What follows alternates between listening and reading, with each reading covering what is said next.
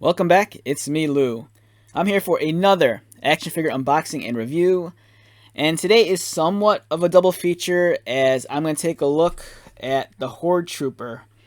And I happen to have two of them on hand. The Horde Trooper, it's a great army builder, hence that's why I have multiples. I didn't go nuts though, I just found these on Amazon the other morning. At the time of this video, it's been kind of rare for me to actually even find these anywhere. So when they popped up on Amazon, I immediately grabbed them. I've seen some people online just go nuts and buy literally a dozen of these. But for me and for what I do and for my collection, I'm just pretty, happy with just having two of them. So we're going to take a look at this awesome action figure. I'm very excited for it. The original Horde Trooper commands crazy prices on the secondary market. I've seen a broken one, missing most of the accessories, go for over, I think, $90 on eBay. So, I don't know. I'm just excited to have this. This is a figure it's a character I've wanted since I was younger. And for Mattel to actually make a revised, updated one, really cool. All right, so let's get started. So, new for 2022, Masters of the Universe Horde Trooper, the evil mechanical enforcer of Hordak. And then they have the evil Horde sticker at the bottom. Great looking figure. The Horde Trooper is awesome. It's kind of like the equivalent of the Stormtrooper in Star Wars. It's kind of like, Hordak's cannon fodder. On the back, really cool illustration. The mindless minions of Hordak use their overwhelming numbers to overpower their enemies. And this is great because we have Thunder Punch He-Man, which is one of my favorite iterations of He-Man. Hopefully we'll get a figure of him in the near future. And if you go back into my videos, I actually have an original vintage Thunder Punch He-Man that I review. So this dude, some of his play features, you press the Horde symbol on his chest, and his armor explodes. I think much like the original toy. I think the original toy had exploding armor. And then you can press the armor back into place. Modernizing and celebrating the original 80s Masters of the Universe action figures. So some of the figures in this wave include He-Man and Skeletor, of course. Sunman, the Horde Trooper, Clawful, and Anti-Eternia He-Man. Okay, so let's get these guys out.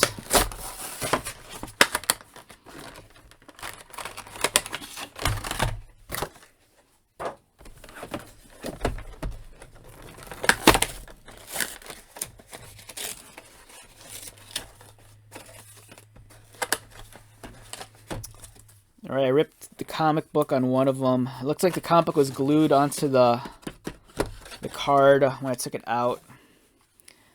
We have Sunman on the cover.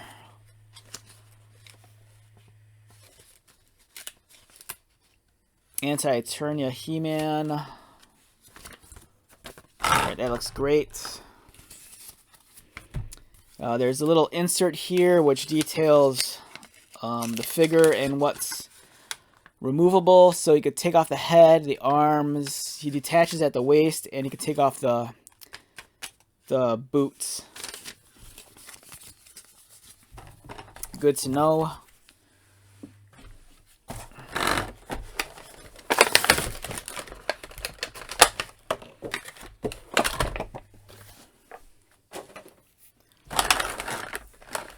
Alright, so first impressions of the figure while it's still in the tray. I know I say this all the time, but this guy looks fantastic.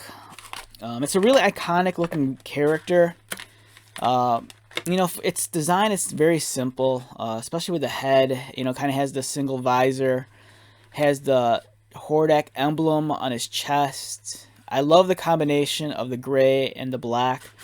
The plastic silver, it's kind of that swirly silver gray that you kind of expect from a cheaper toy. This is the kind of material that whenever Hasbro uses it on Megatron, fans hate it. It looks all right. Personally I prefer something with a little bit more gleam and polish, but for all intents and purposes and the price point of this figure, I think it's all right. Proportion-wise, he looks to be about the same as every other Masters of the Universe figure. He doesn't appear to be any taller or shorter. On the back, you can see his staff or his mace.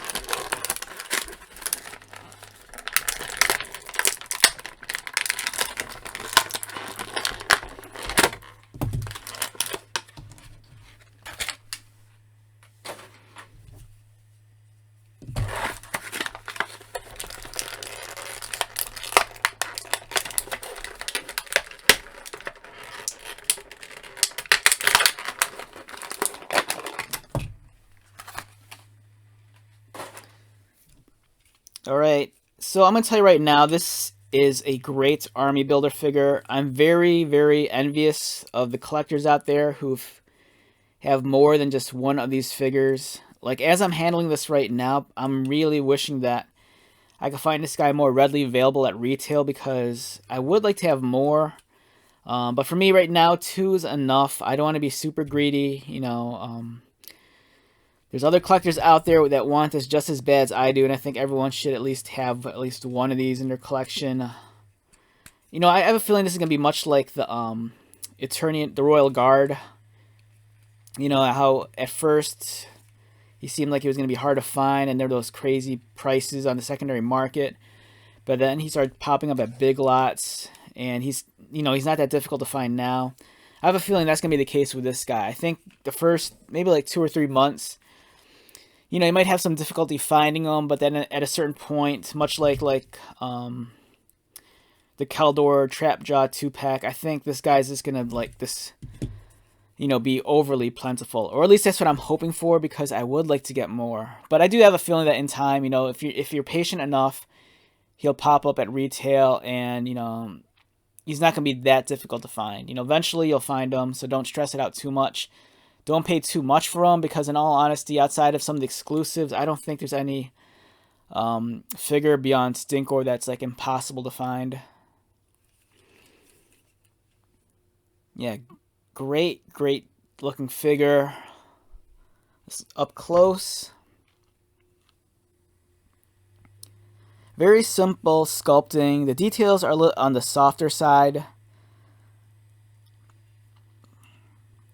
But he looks like, what you expect a Horde Trooper to look like. It looks fantastic.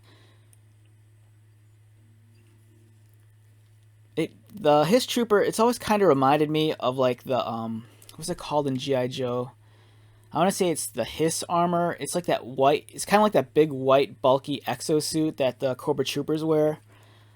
This figure always kind of reminded me of that.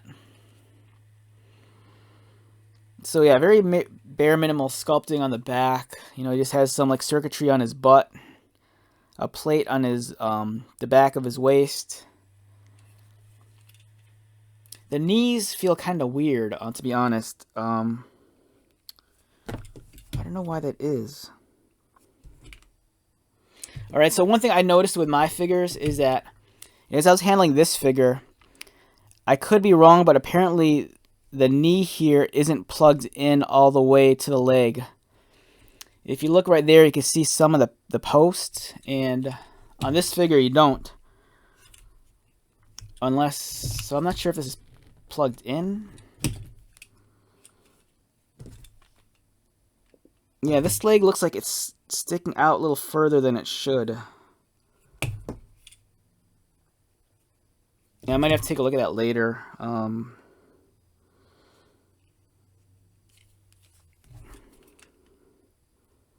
Yeah, so for some reason on this figure, the posts on the knees here, you see it's a lot more exposed, whereas on this one, it's a little bit more tucked in.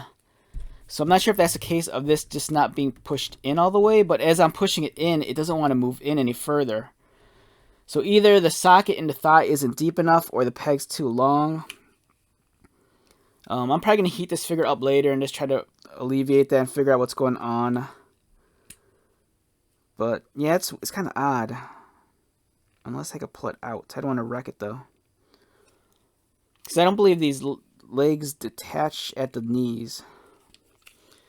Alright, enough about that. Let's just talk about the play feature. So the box highlighted that if you press the button on the chest, the armor collapses. It doesn't necessarily seem like it explodes.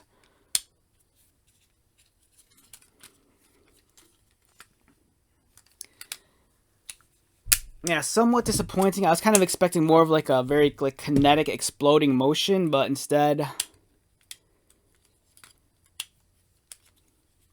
it just kind of collapses.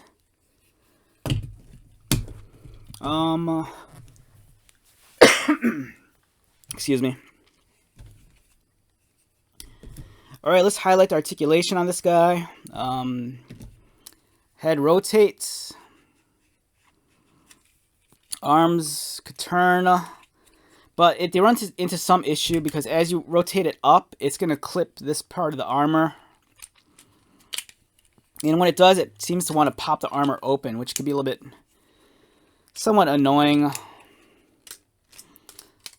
It's weird because when you press the button, the armor doesn't explode that easily, but when you do move the arm and the arm hits it, it pops apart. So that's a little bit, like I said, it's a little bit annoying, but at the same time, it's kind of weird that, the actual real function by pressing this doesn't really do what it's supposed to do, yet when you lift the arm up, then it explodes. Arms can rotate out, elbow bend, elbow swivel, wrists are articulated, swivel at the waist, legs can kick up, they can kick out, the knees can bend, and there's some articulation in the ankle. Yeah, so fabulous figure. The mace.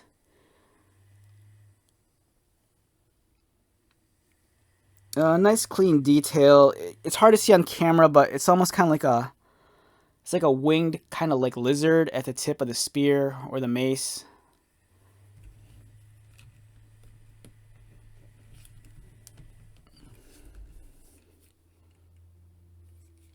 Yeah, so pretty cool to have two of these guys.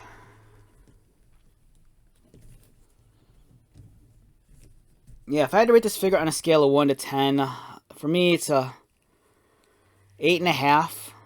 Lower, it's like either an 8 to a 8.5. It falls a little bit short of being a 9 because, I'm kind of disappointed in the play feature. It doesn't really want to explode like I was kind of hoping it would, unless I'm doing it wrong.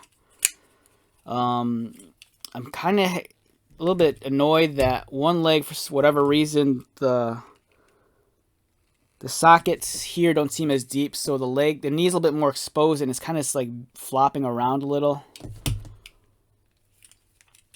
But those are just minor quibbles, but I think it's a fantastic figure nonetheless. If you're all about Hordak and the Horde, you definitely need at least 2 of these. If you can afford more, go for it, but just remember, there's other collectors out there who still need to get their hands on this guy, so, just lay off just a little bit, let everyone get their Hordaks and their Horde Troopers, and then, once this guy is super plentiful, then army build. Don't be too greedy. There's, lots of dudes out there like me who want, this figure. And since we're on the subject of the Horde Trooper, let's take out, I'm not going to unbox this completely, but something in my collection that I highlighted or at least a few months back.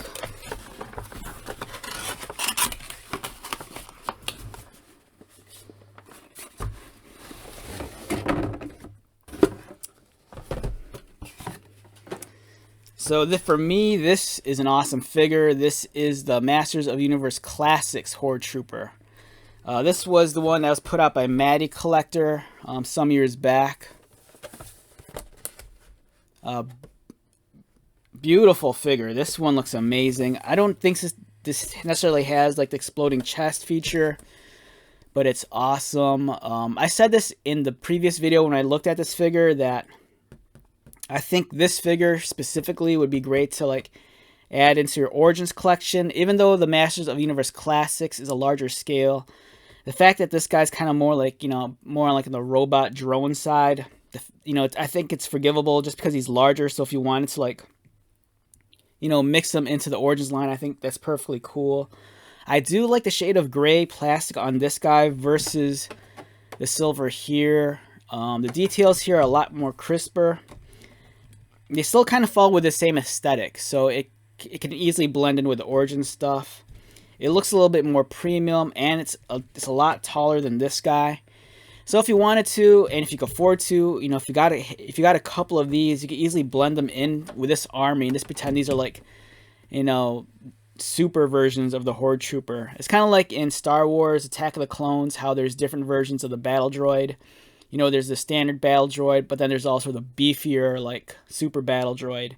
You know, for me, if I had more of these, I'd unbox them and just blend them in with these guys and just say that these are kind of like the tank versions of this. This is awesome also because it has the crossbow and the shield. You know, excellent looking figure. Here's another image of it.